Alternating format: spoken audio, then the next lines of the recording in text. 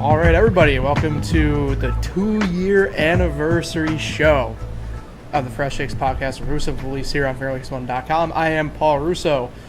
Across from me, as always, Mad Myth, legend himself, a bit redder today than he was yesterday. Nick Felice. Nick, how you doing? How you feeling? I can't believe it, Paul. 2 years ago tomorrow was our first ever podcast on this show. Now this is episode number 85 in 2 years. That's a lot of shows in 2 years. But we did it, and, it's very hot out. It was hot yesterday. I got some sun. Breweries and wineries are starting to open up. Phase 3 is in full effect tomorrow around here. If you're a video game fan, the PlayStation 5 is being announced as we speak. Yep. So, it's a great day. I'm here. I'm happy I'm to also talk wearing my some sports. I'm wearing my boat shoes today, too. I'm feeling it. It's Nice. a vibe today. And for the 21st time in 2 years, we have our special guest. Yeah, Pat, welcome back. He joins us, helping us celebrate. No fun factory underneath today for Pat, but that's all right. 21st time. Yeah, 21st time. Feels great. Feels great to be a part of great sports talk with a great friend and a great brother.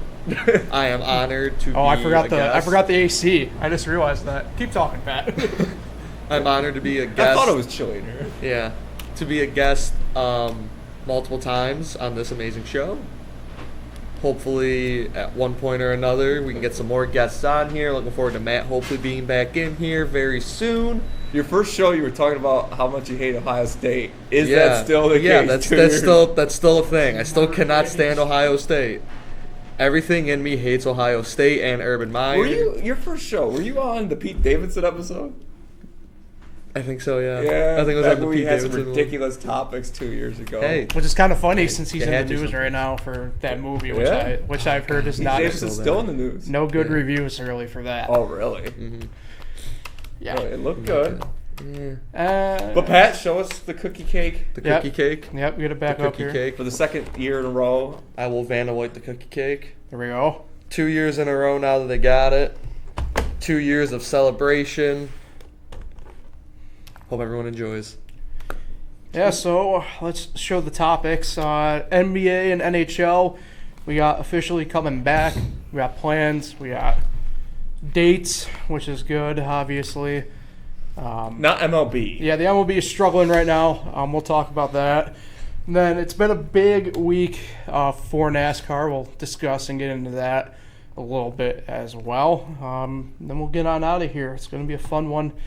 Might be, for some people, the most important one. So, that being said, we'll jump right in. The NBA has laid out their plans to return. One location, Disney World, obviously, in Orlando, Florida.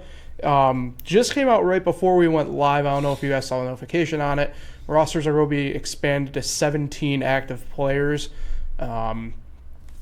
With that, I can't remember. Was there a date that they officially have set in stone yet? I want to say something like the end of July. I don't think the date's set in stone. I know the original talk was the 31st, and I can't remember who tweeted it, but I saw someone tweet they want to get an earlier start, July 30th.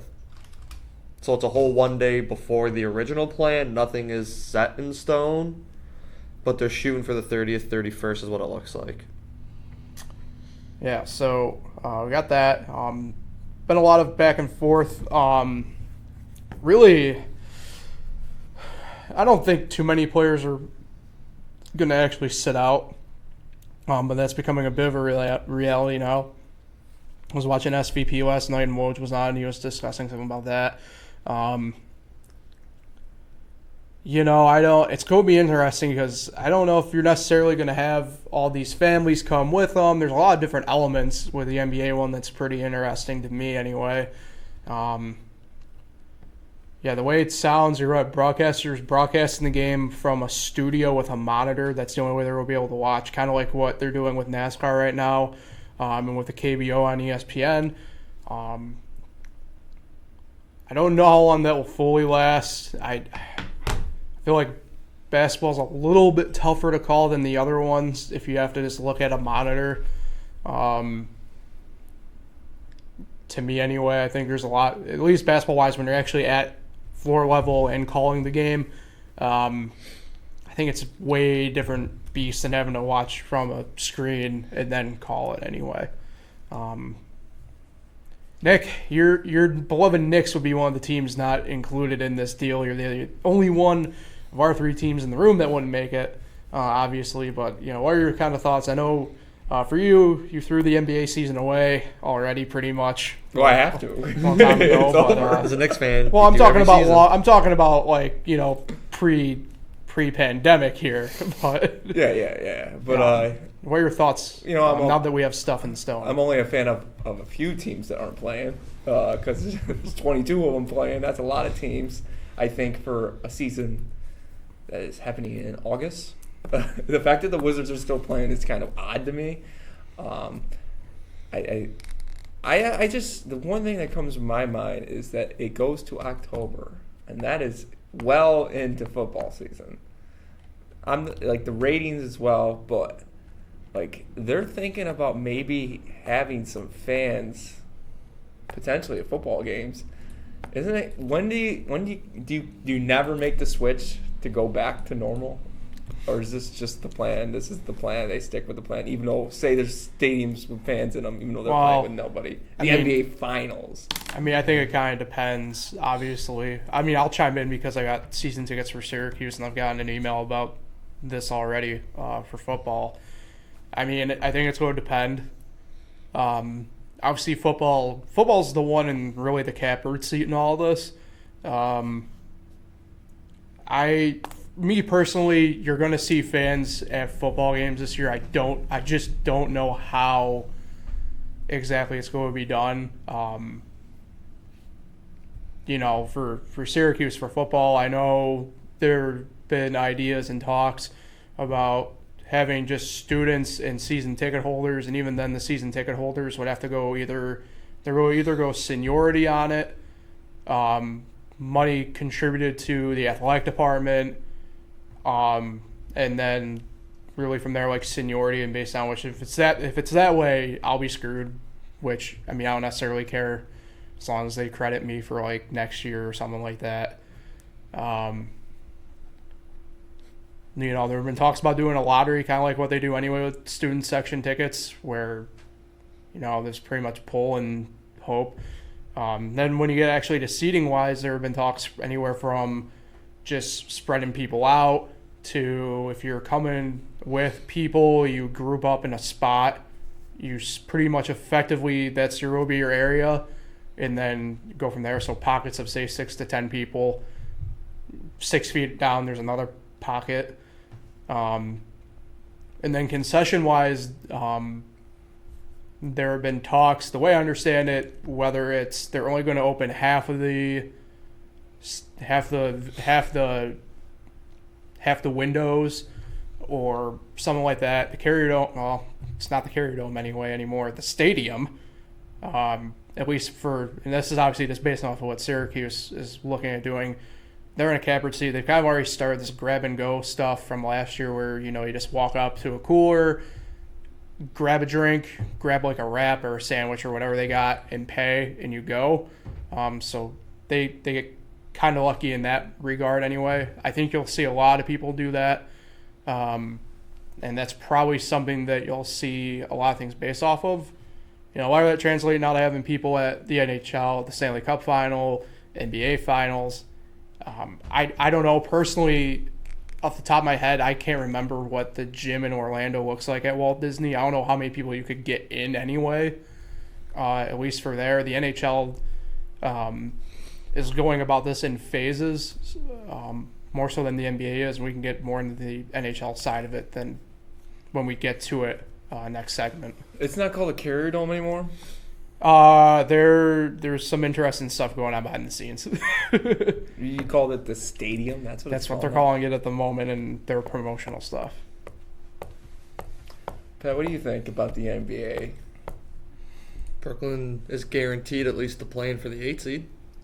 So I'm happy for that. I don't know how I feel about very none to limited fans. If they do that, I want to see him bring in Deshaun Jackson's idea of miking up all the players. Deshaun Jackson wants to do that for the NFL. Why not do that for the NBA? I know that they've kicked around the idea, where the Bundesliga has had pre-recorded fan chants and sounds, and they've been playing them throughout games there, which I get. It just isn't the same feel. I would almost like to see no sound coming, obviously other than subs and stuff like that. No sounds coming out of speakers, and just let us hear what's going on the court.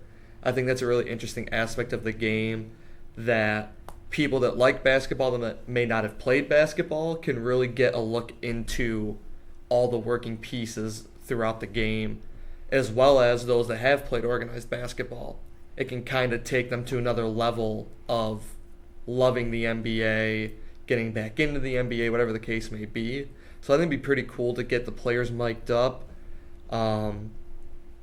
I don't know how I feel about all them being jam-packed into Disney, especially with Disney being reopened. And the MLS is there, too. Yeah, so it's going to be very interesting. If they allow family, it might just be immediate family.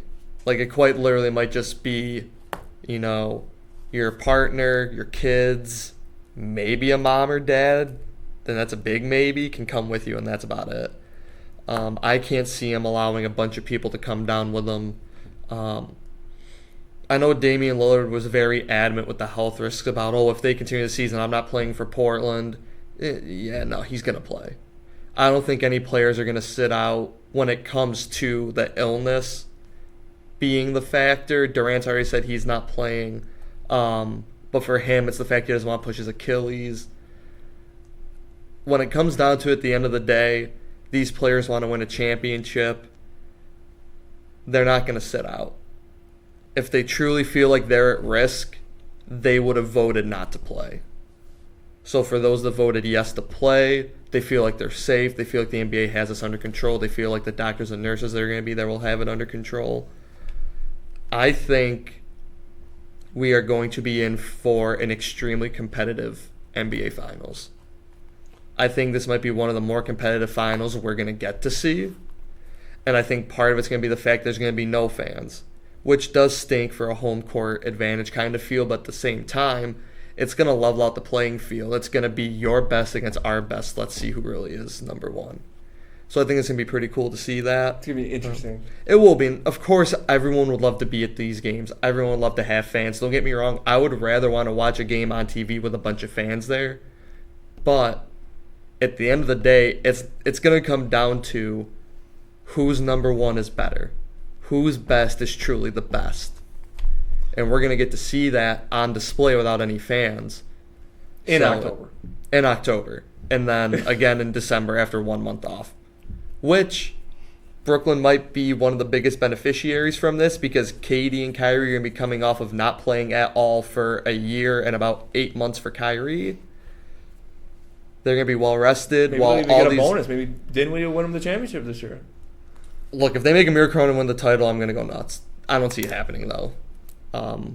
But it's going to be interesting to see how the rest of the upcoming seasons play out as well, because now you are going to have to factor in rest, because they're shooting for beginning to mid-December start for the 2020-2021 season. Are they still playing 82 games? I don't think so. But they want to do is in that realm they want to just keep it as close timeline-wise as possible. Yeah. So if they lose, I'm just hypothetically throwing out, if they lose 25 games, they're just going to burn the 25 games. It's not going to make a difference to them there, because at that point they just want to keep everything online. That's crazy that the NBA Finals will be in October.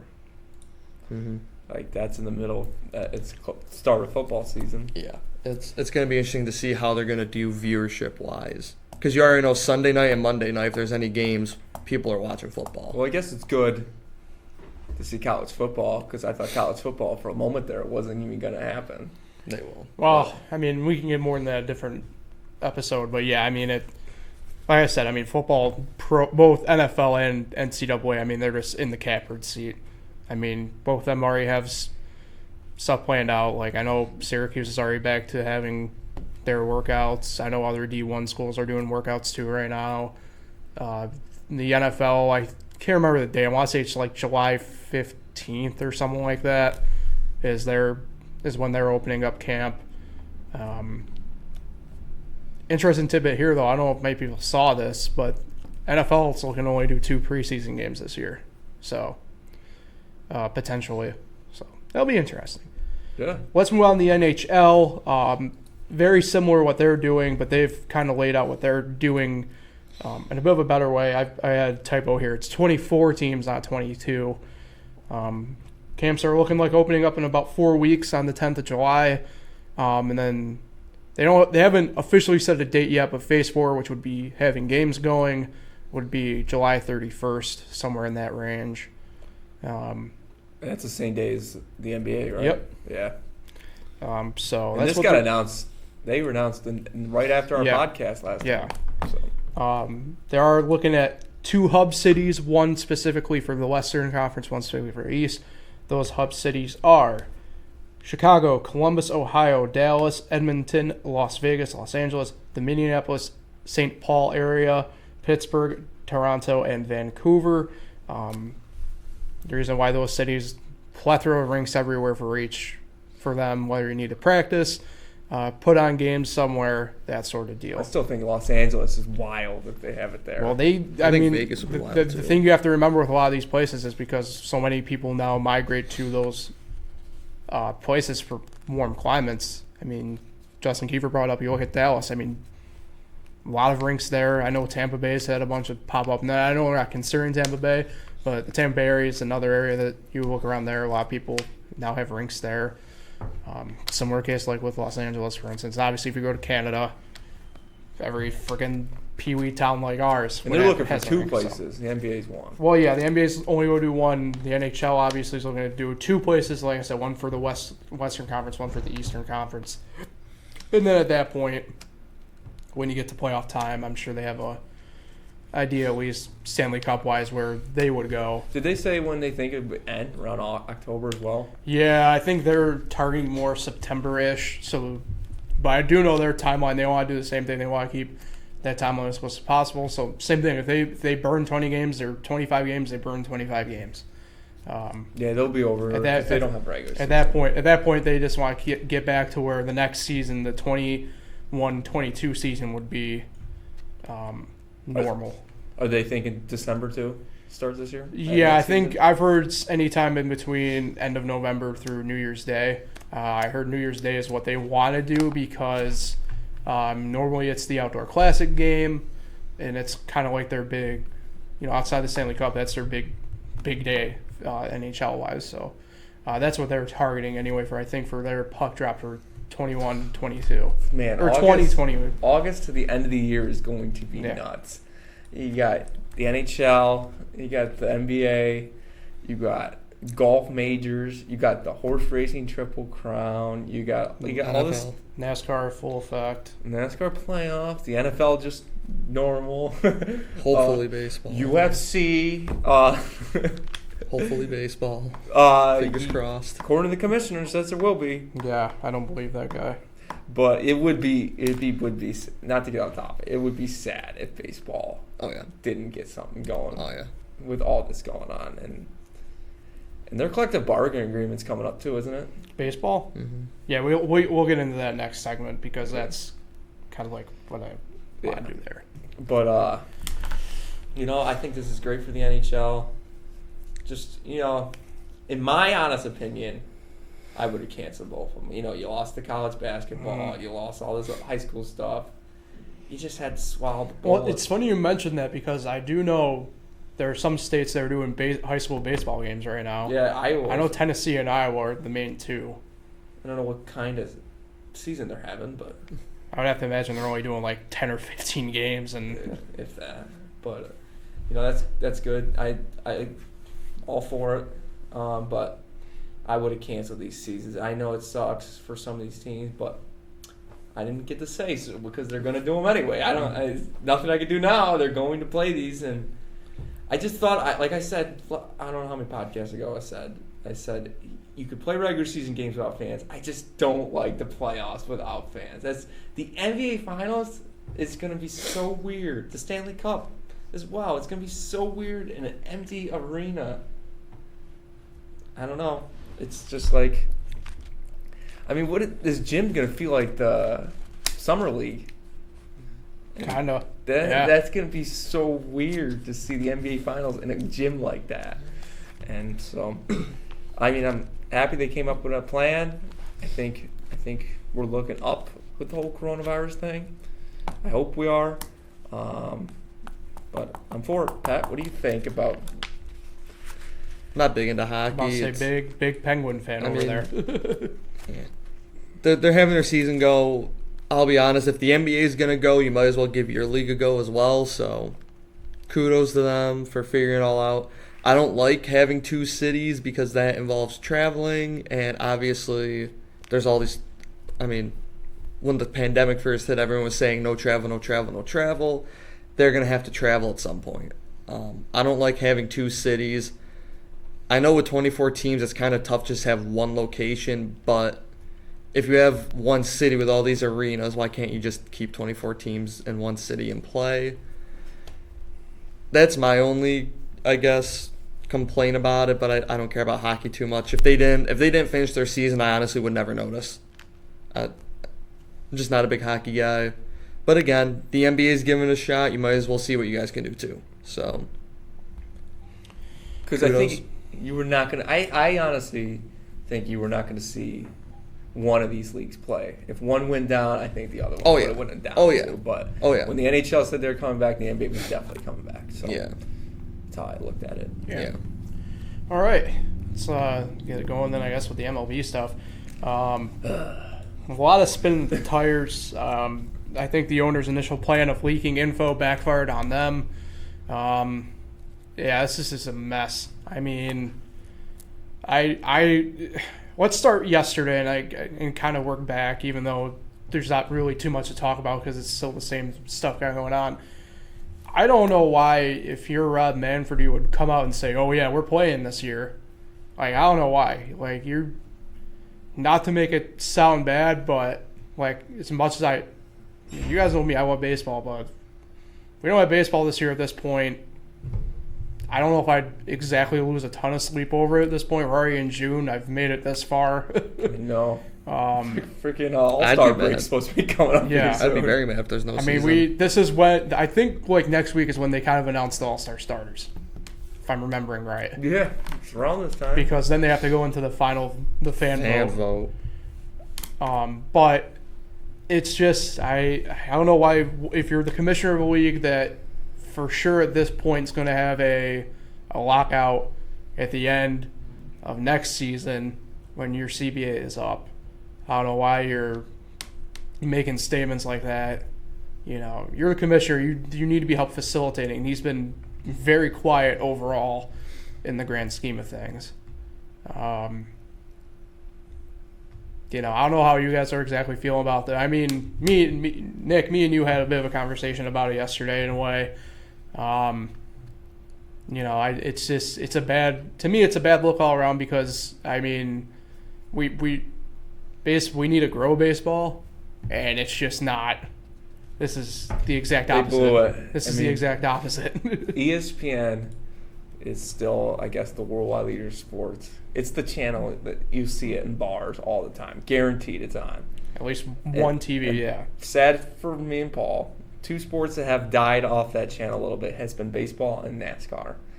And baseball blew it because NASCAR came back, and I've noticed NASCAR has been on ESPN a lot more than usual. It's actually gotten a lot more publicity on there, and like you're starting to learn some names. I'll say SVP has like a drive around like every other day. Yeah, you're starting to learn a little bit. See what it takes, you know, instead of talking about every NBA player, or I guess NFL. They just talk about the NFL because the NFL is so popular, but baseball blew it because they could have started July 4th weekend. That is out the door. They could have spring training about like right now if they accepted the first deal, which I honestly didn't think was that bad because it's a shortened season to begin with. But you just got two sides fighting over money, and now I don't even know if there's going to be a season at all. And they blew their chance because the NHL and NBA, you knew they were going to come back for a little bit, and they still announced and they still aren't coming back to the end of July. So you still had all this time to make you the number one, the first team sport too to come back too. They could have been, and they blew it, and it's sad. You know, it's just you got a guy like Mike Trout. A lot of people don't even know what team he plays for. It's just especially baseball could get worse because it could be a lockout. Like you guys said, a year or so. It'll be at the end of next year. That's when the CBA is up. Yeah, It's going to happen now at this point. There's no way around it. Yeah, no doubt. And I don't know. Pat, what do you think about MLB not doing so hot right now? Both sides are dropping the ball terribly. From a baseball player standpoint, you guys need your money, don't get me wrong, but the face of needing money cannot be Bryce Harper. He's a 10-year, $330 million player. He cannot be the one leading your charge saying we want money, and that's why the owners are laughing in their faces. Because it's even Blake Snell. You're a 5-year, $50 million pitcher. Shut your mouth about wanting money. He can't be the one to say, I want the money I signed for, because you have guys, I'll use Aaron Judge as an example. He's still on a minimum contract. And he's not complaining about money, at least to the public. You got guys in the minors losing their jobs, losing their money. In the minor that leagues, aren't, yeah, and they're not speaking up this about is exactly what Manfred wanted. And they're not speaking up about the fact that they lost their money. But Bryce Harper, you're concerned about losing $3 million? What's $3 million to Bryce Harper? That's why the owners aren't taking this seriously. Because the players saying we want money already have $330 million guaranteed, already have $50 to $100 million guaranteed. Why would I give Blake Snell more guaranteed money? Why would I give Bryce Harper more guaranteed money? I don't think it's a matter of getting. I don't think it's a matter Right. of giving them more money. It's a matter of the fact they already agreed to the prorate back in April, Right, and the owners want to balk on it. You're right, and I'm not going to disagree with that. But again, the face of give us our money cannot be Bryce Harper. It cannot be Blake Snell. It needs to be a 2-year, $2 million guy who's saying, hey, literally my life is on the line right now because you're not going to give me even $500,000. That's the guy that needs to speak up for the players. Because I'm going to be honest, if I'm sitting back and Bryce Harper's speaking on my behalf of $330 million, I would want to stand up and say, Okay. They're going to make a joke out of you, Bryce. Not to play devil's advocate here, but to average baseball fan on the street, whose voice are you going to recognize more? Bryce Harper or Oakland A's center fielder Ramon Luzardo? Yeah. I'm not going to disagree with that statement. Of course you can recognize Bryce Harper more. Yeah, but who are you going to listen? But the point is, though, like, and I do agree with you to a degree, but, like, you know, the guys who are getting paid need to be the ones who are speaking up in this case, because you're not going to listen. Like, this is the issue in baseball, right? Like, you're not gonna really listen to freaking perfect example, I think, in my opinion. You're not going to listen to a guy like Aaron Hicks or a guy like, even to a degree, in my opinion, Jackie Bradley Jr., right? You're going to listen to the Bryce Harpers. You're going to listen to the Mike Trouts. Like, so my thing then becomes, Bryce Harper and Blake Snell have both been very adamant about wanting their money. If their voices are the ones that are supposed to be heard, why are the owners laughing at them when they speak up? Because it's a $330 million contract player saying, I want my money. You have your money guaranteed, Bryce. The reason the owners don't want to give you more money is because you are a $330 million paid baseball player. On the owner's side, in my opinion, they should suck it up. You agreed on your first deal, so just play it. Both sides have dropped the ball. It's not like this is just the players. It's not like it's just the owners. Because it's both sides. And again, your face of I want to get my money can't be Bryce Harper because he gets laughed at. You need your $2 to $5 million contract players grouping together and speaking up and saying, look, we know your bottom line is met. Our bottom line isn't. My life is on the line. My career is on the line. That's where the deal's going to get done. It's not going to get done by Bryce Harper saying, I have $330 $300 by $330 million is guaranteed, but I want more. That ain't going to cut it for the owners. And again, the players should get every last cent that they already agreed upon. Don't get me wrong. But all these players are supposedly, we just want to play. You're a $330 million athlete, and you are not going to play for $300 million, apparently. You're not going to play for $50 million. You're not going to play for $10 million. What's your line? What's the line that both sides are going to come to agree upon? Because I don't care that these players are saying it's for the future, it's for the future. The second you opened your mouth about, I want my money, it became about you. And they do have to look out for themselves. I get that. But when you're $330 million, you can't be the one saying, I want my money. It's just the way I see it. And the owners, again, they are dropping the ball terribly. They aren't giving players even remotely close to what they want. But the players are also asking for a lot. When they had said, I'm not playing 80 games because of health concerns, you guys were asking to play 4 doubleheaders a week. You don't think fatigue is going to increase your risk of injury? Come on now. That in of itself is asking for a health concern. Asking for 4 doubleheaders a week.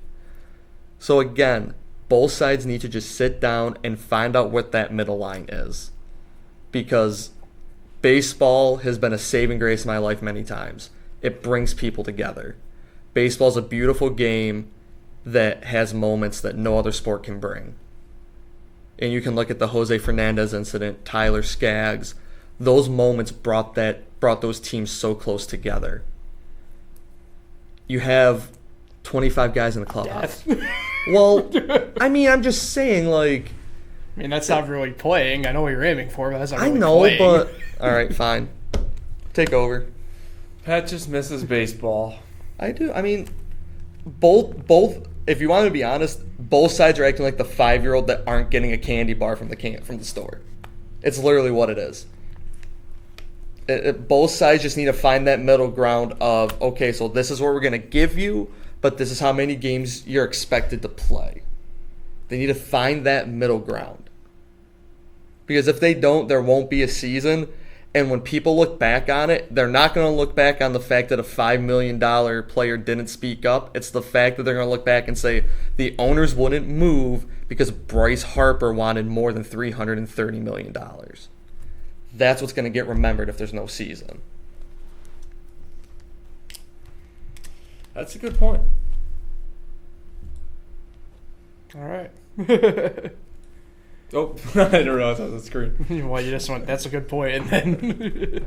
Yeah, it just seems like Pat misses baseball more than me and Paul, but, you know, I just think it's not going to happen. I really do, and, you know, it was nice to see the draft last night and tonight as well, but, you know, these are guys that are not going to be able to play for a little bit here, so... And it had to been tough being a GM last night to draft players that didn't even have a season really this year. So, because you know a lot of people develop their game from a year, so or decline. So it's an interesting draft this year. See how these guys play out. But that number 1 pick seems like a stud though for the Tigers. That guy could hit. Can't think of his name. Torkelson. Spencer Torkelson. Torkelson. Yeah, he's gonna be a good player. He's not Nick Gonzalez going 7 to the Pirates, but he's going to be a good player. That's all I got on baseball. All right. We'll move on to NASCAR then. Big week for them. A lot of news, a lot of stuff going on in NASCAR, and it's very good. Let's start with the on-track action, then we'll get to whatever. Martinsville last night definitely was able to save the disgrace that was the Atlanta race on Sunday. Kevin Harvick won there. Truex won last night. Great race, Martinsville. Always never disappoints, especially nighttime short track racing. Had to do a big weekend in Miami. Doubleheader both days with Truck and Xfinity, and then Xfinity and Cup guys. Then Talladega next weekend. Sure be fun there. And then obviously NASCAR making some strong stance stuff obviously here. Led by Bubba Wallace, one of my favorite guys in the sport.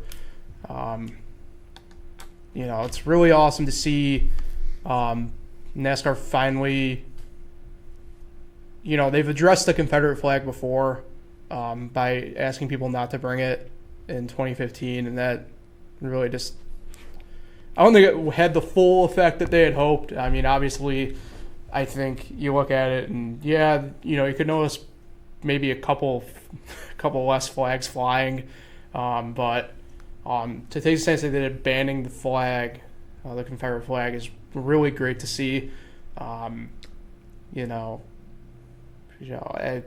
me, personally, flag for me hasn't really meant much. Personally to me, I'd say really within the past few years is when it's finally really fully clicked for me. And you see a lot of it up here for whatever freaking reason. I mean, why would you want anything to do with that flag? I mean, that's the right thing. It baffles me, really, in all honesty. The fact of the matter is, the people who represented that flag when it was actually a thing from 1861 to 1865 were traitors of the country. Was NASCAR the only sport that allowed that flag? I mean, I think it's a little bit different than any other sport in regards that you have people camping out and sort of doing that type of deal. I mean, I've been to football games and I've seen the Confederate flag, but you just don't see it because obviously you're outside, you're tailgating, whatever. Yeah. But to me, and I recommend everybody go read Ryan McGee's piece on ESPN because he puts it right, and I do 100% agree with him. It's like, to me, if you're flying that flag, you'd be perfectly comfortable going to Germany and flying the flag of Hitler with the swastika. It's stupid that it took this long, but I'm happy we're taking the steps in the right direction, in my opinion.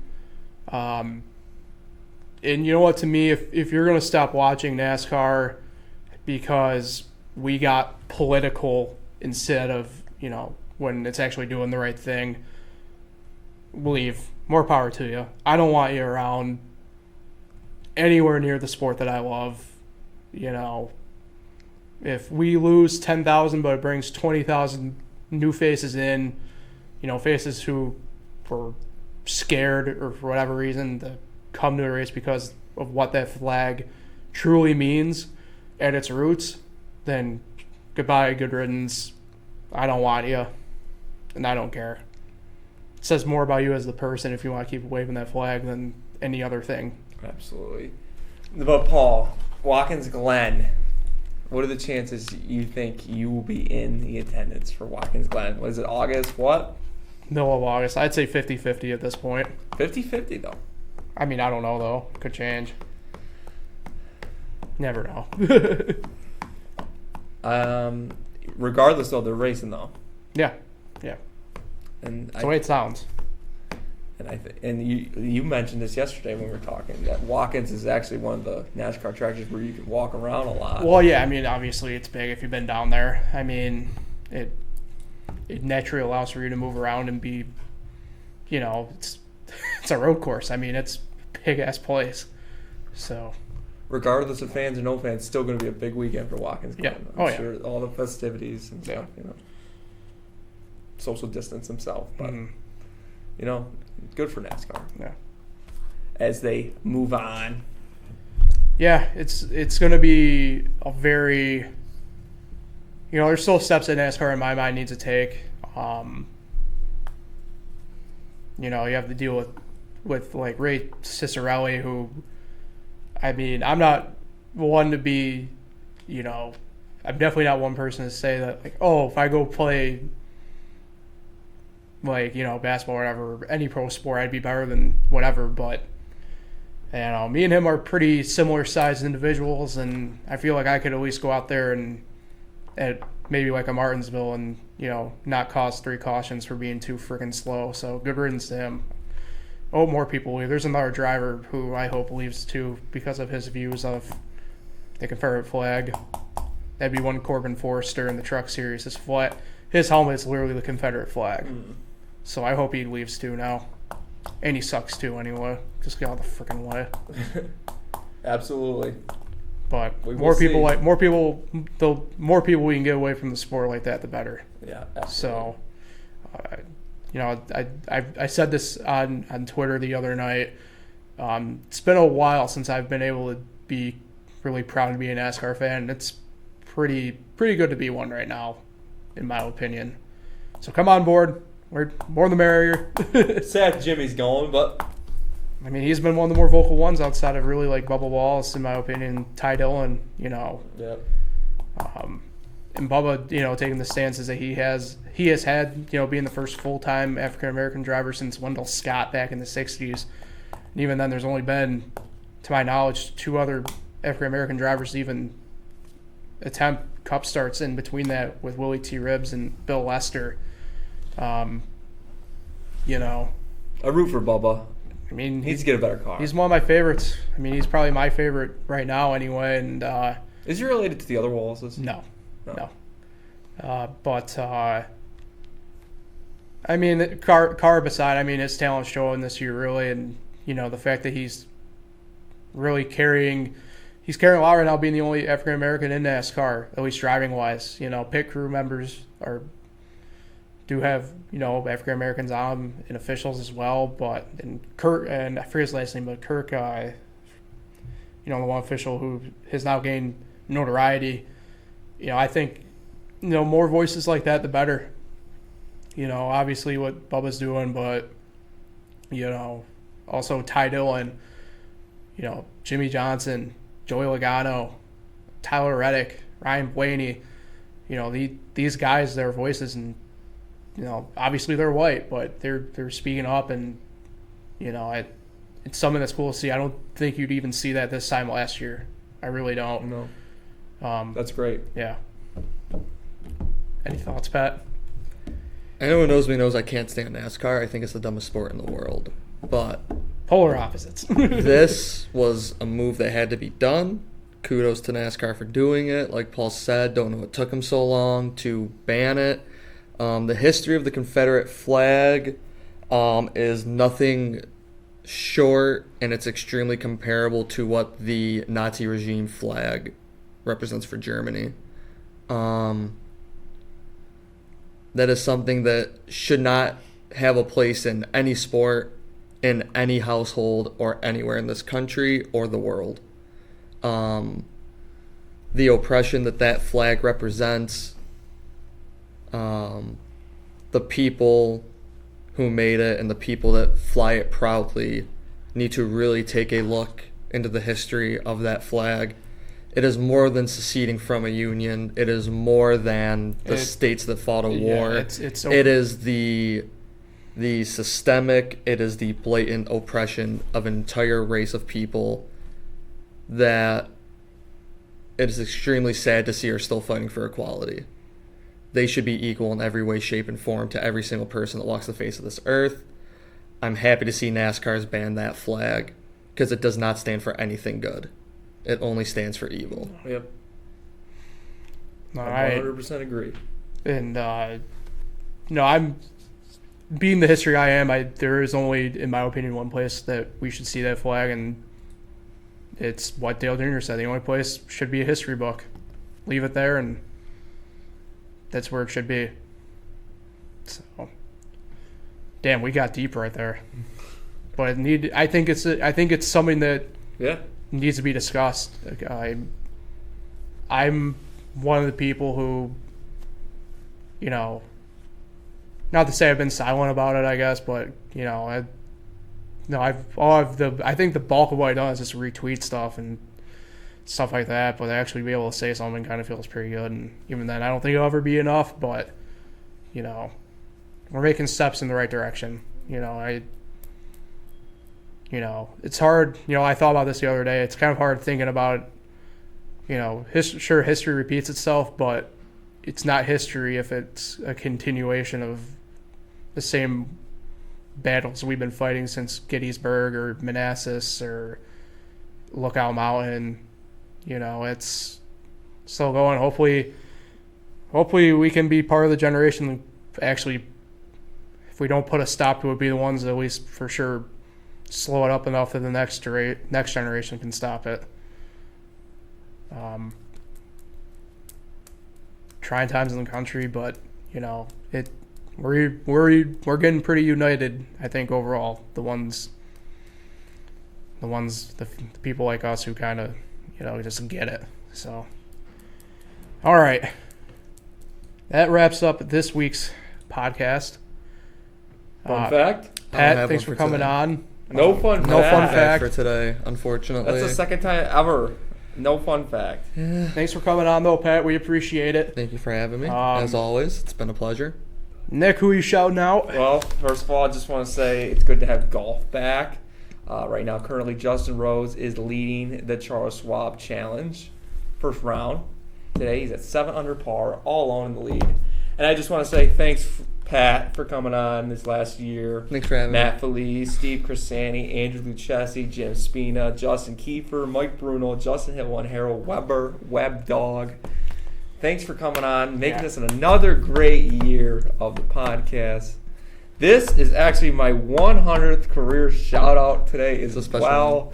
I'm going to shout out Jim Senecropi because without him, there's no show here. It's true. And thank you, Jim.